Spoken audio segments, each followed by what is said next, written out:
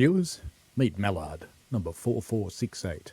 On this day, back in 1938, Mallard spanked the world speed record and still holds it today for the fastest steam engine.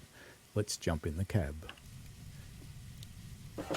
Brakes off, cylinder cocks open, reverser up a lot, and we're going to give it just a tiny bit of throttle. And why am I only giving it a tiny bit of throttle? Let's close the cocks. Well, let's just say that I have messed with its physics just a little bit. I hacked the bin file. And why did I do that? I'm going to bring the reverser back, it will never move. Why did I do that? Because I want to guarantee that it actually gets up to the speed, which it's going to struggle to do for a little while. That's okay. Maybe I'll do a tutorial one day on hacking engine.bin files.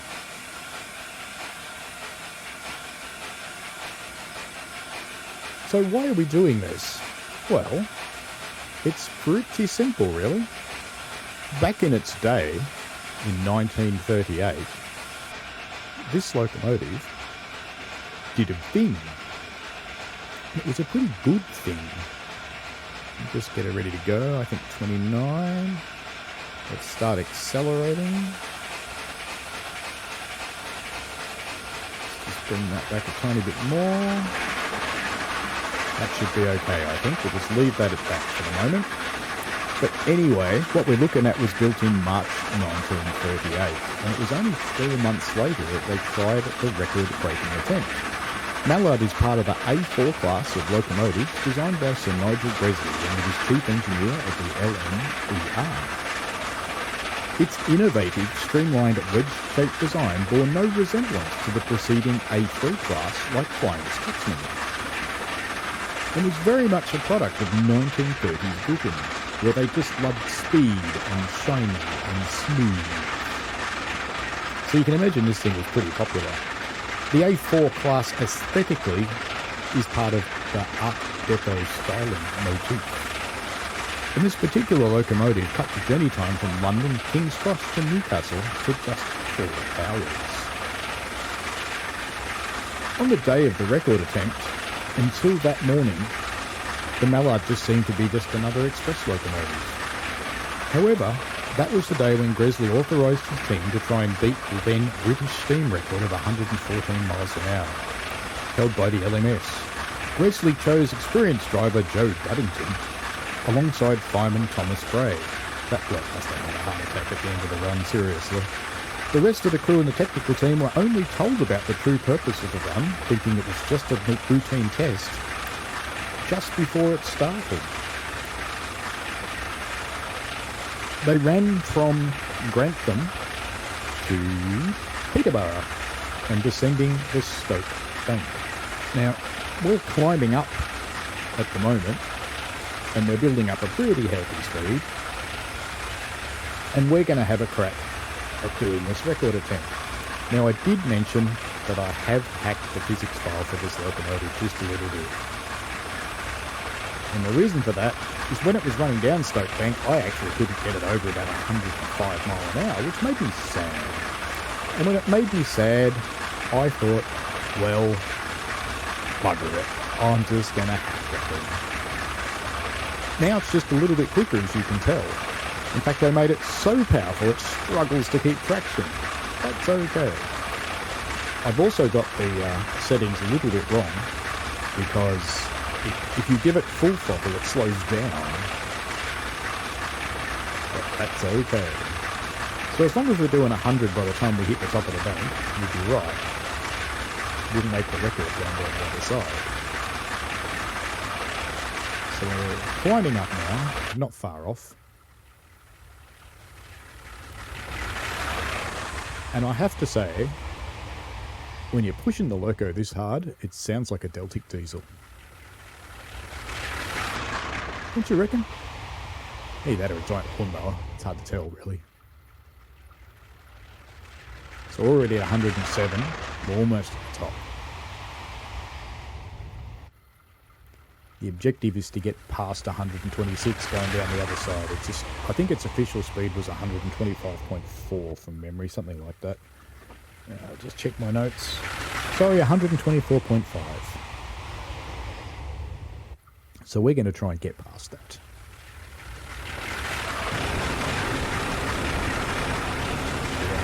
Very dark cab. With our very missing fireman. He's there somewhere. Oh, there's his shovel. I can hear him shoveling. Not any coal in the bottom of the bin. Well, here it comes. Oh, they're speeding apparently. Good. Well, let's give it some more. Hope it doesn't wheel slip.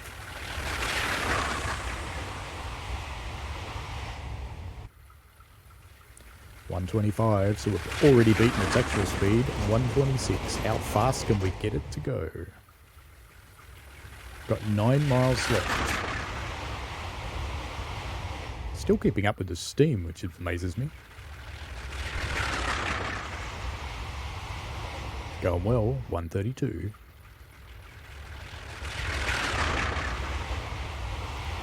Going amazingly well. Now, I did discover on my practice run that if I push it above 64% throttle, it actually starts slowing down, so I won't do that. I have a faint suspicion that once you go over 64%, it just starts using so much steam that the boiler pressure drops really fast. But on 64%, it seems kind of happy. It's just keeping the steam rate going. Ooh, it's starting to lose it now. But that's okay, we've got 133. And it's sounding even more like a Deltic diesel. It's pretty quick.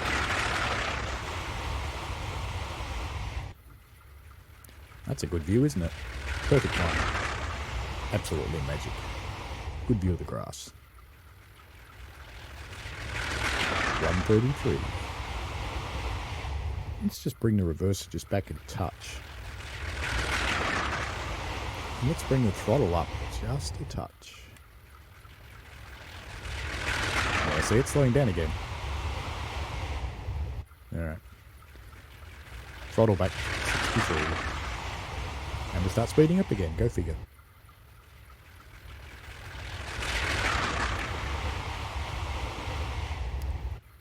Got 5 miles to see how fast we can make it go. 141. Imagine if Sir Nigel could have just hacked the physics of his locomotive. Would have been a pretty happy guy, I reckon.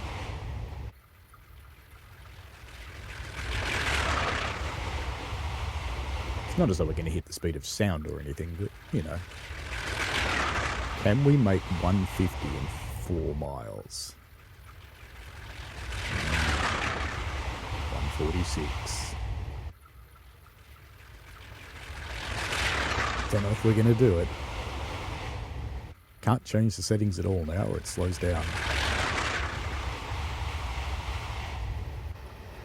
We are using more steam than we're making, definitely.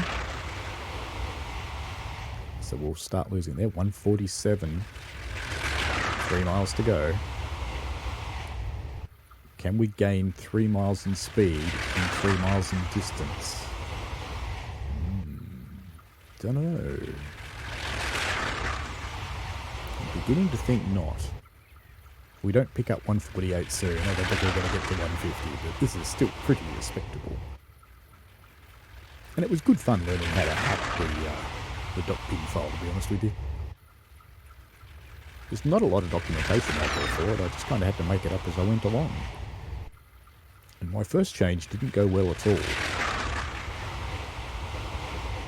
This version seems quite stable. I think we've reached our top speed, 147.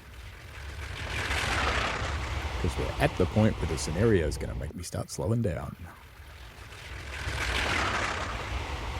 Because if we don't, we'll just run off the end of the track and that won't be very much fun. So I suppose it depends on your point of view. It could be hilarious, but no, we're not going to do that. We're going to send this poor thing off for a service because we're probably worn it out on betting.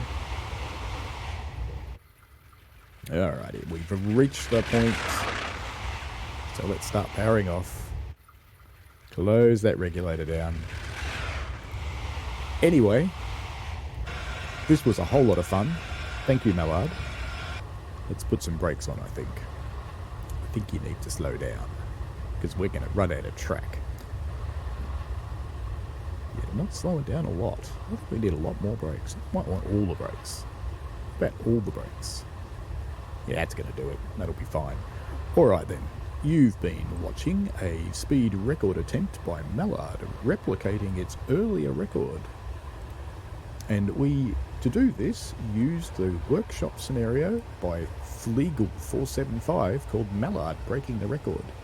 And we're running on the East Coast Main Line modern York to Peterborough route, which I just bought in a sale just to do this. Can you believe that? I actually bought a route just to do this video, but there you go. I'm sure I'll play it again one day.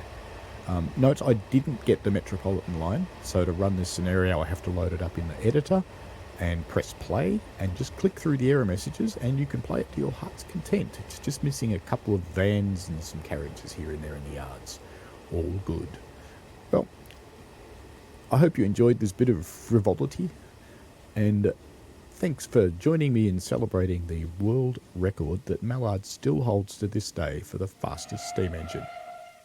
I love how the pilot wheels stopped after the drivers. That was fun.